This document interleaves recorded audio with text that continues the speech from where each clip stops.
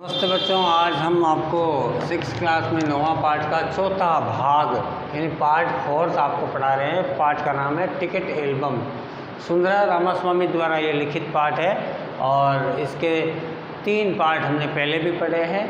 शब्दार्थ की बात कर ले बच्चों तो टाला का मतलब हटाया, चिंतित का मतलब परेशान, बैठना यानी बंद करना, हौज यानी समूह, खाली यानी केवल, शक यानी संदेह, आग में घी डालना का मतलब आग अधिक और भड़काना, ढूंढता यानी खोजता, चलता बना यानी चलते गए, किवाड़ का मतलब दरवाज़ा होता है, सांकड़ यानी कुंडी होता है, तलाशी यानी खोजबीन होता है बच्चों, बाथरूम यानी स्नानघर, और पिछवाड़े यानी घर का जो पिछला हिस्सा होता है ना उसको हम पिछवाड़ा बोलते हैं। नागप्पा, नागराजन, राजप्पा, ये इनकी जो टिकट की कलेक्शन के बारे में हम पढ़ रहे थे। आगे हम पढ़ते हैं। रात 8 बजे अप्पू आया, हाथ पैर हिलाते कर उसकी पूरी बात कह दी, यानी हाथ पैर हिलाकर उसने पूरी बात कह दी। सुना तुमने नागराजन का एल्बम खो गया था। हम दोनों शहर गए हुए थे, लौट कर देखा कि वो एल्बम गायब था।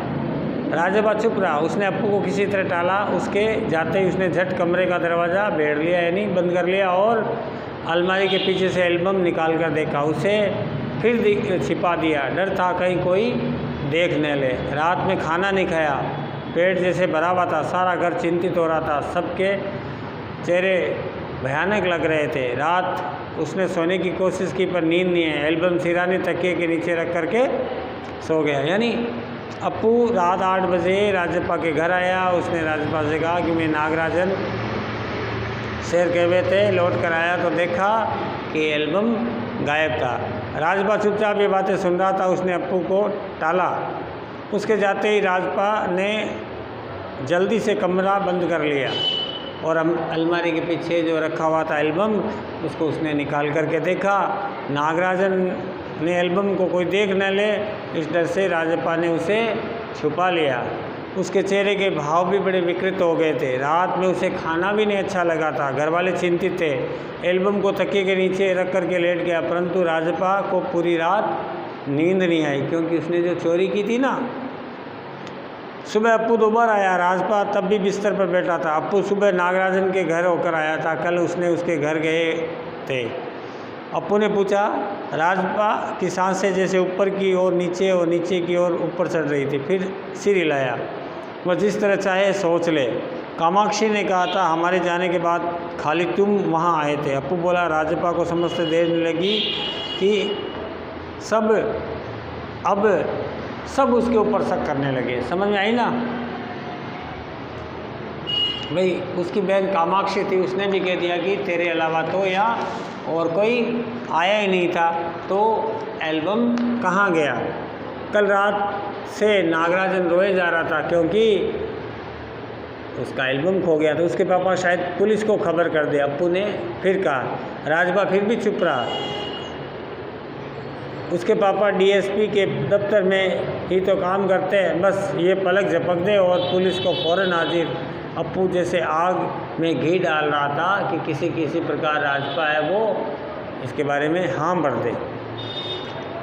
ये तो भला हुआ कि अप्पू का भाई उसे ढूंढता हुआ आ गया और अप्पू चला गया। राजप्पा के पापा दफ्तर चले गए थे।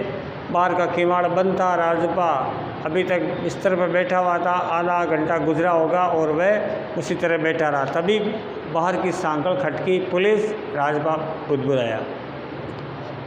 भीतर सांकड़ लगी थी। दरवाज़ा खटखने की आवाज़ तेज़ हो गई थी। राजप्पा ने तकिए के नीचे से एल्बम उठाया और ऊपर भाग गया। अलमारी के पीछे छिपा दे। नहीं, पुलिस ने अगर ताला से ली तो पकड़ा जाएगा। एल्बम को कमीज़ के नीचे छिपाकर आ गया। बाहर का दरवाज़ा अब भी बज रहा था। कौन है? अरे दरवाज़ा खोल। क्यों नहीं खोलता? अम्मा भीतर से चिल्लाई। थोड़ी देर हुई तो अम्मा खुद ही उठ करके चली आई। राजप्पा पिछवाड़े की ओर भागा। जल्दी से बाथरूम में घुस करके दरवाज़ा बंद कर लिया। अम्मा ने अंगीठी पर गर्म पानी की देगची चढ़ा रखी थी। उसने एल्बम को अंगीठी में डाल दिया। एल्बम जलने लगा। कितने प्यारे टिकट थे। राजप्पा की आंखों में आंसू आ गए। इस प्रकार राजप्पा ने वो नागराजन के उस एल्बम को किसमें आग में झोंक दिया। तभी अम्मा की आवाज़ आई, जल्दी से आ तो नहाकर, राजपा तुझे ढूंढता हुआ, नागराजन तुम्हें ढूंढता हुआ आया है। राजपा ने निकर उतार दी और गीला तौलिया लपेट कर बाहर आ गया। कपड़े बदल कर वह ऊपर गया।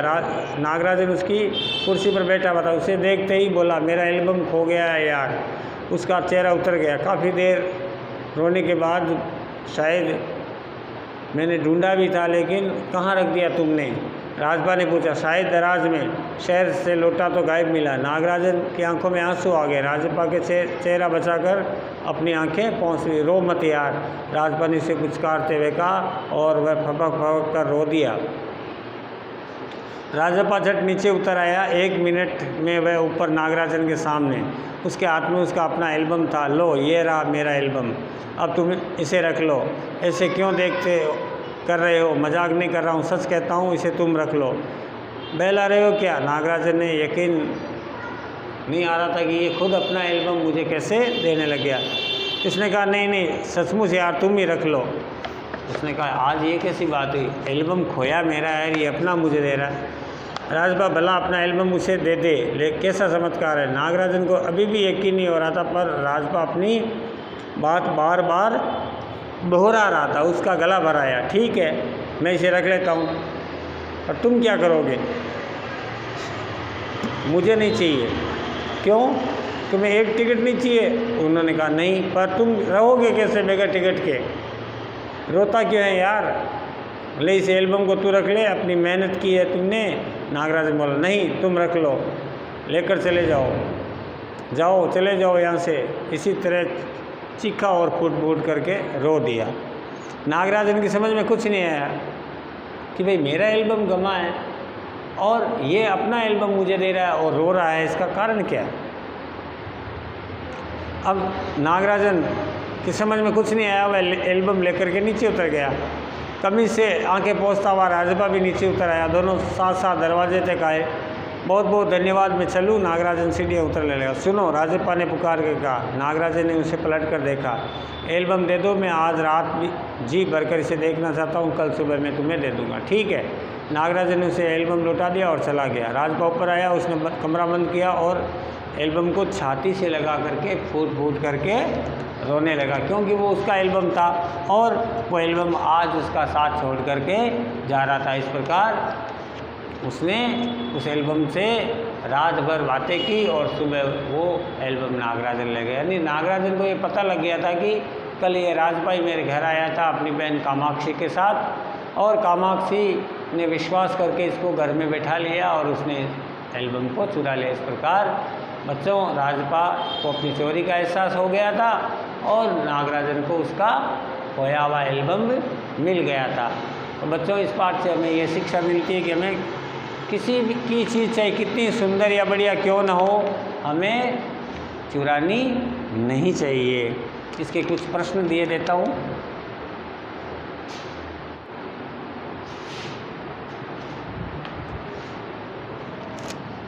पहला प्रश्न है, राजपा नागराजन के घर क्यों गया?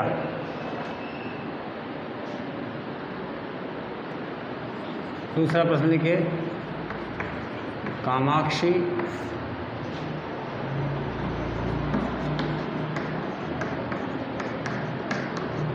ने नागराजन के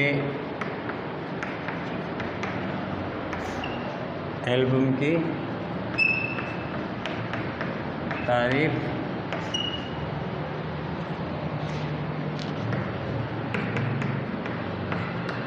कैसे की? प्रश्न नंबर तीसरा लिखो,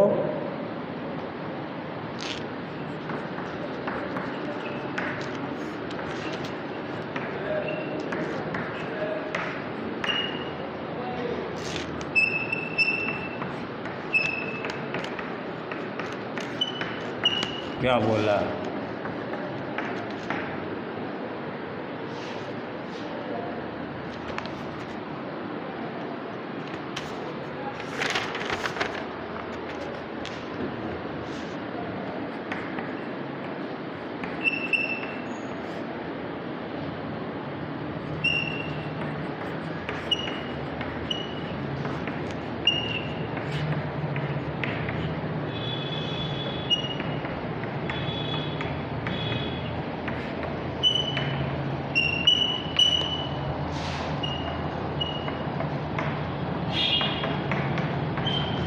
ये 4 प्रश्न हैं, एक बार मैं रिपीट किए देता हूँ। राजप्पा नागराजन के घर क्यों गया?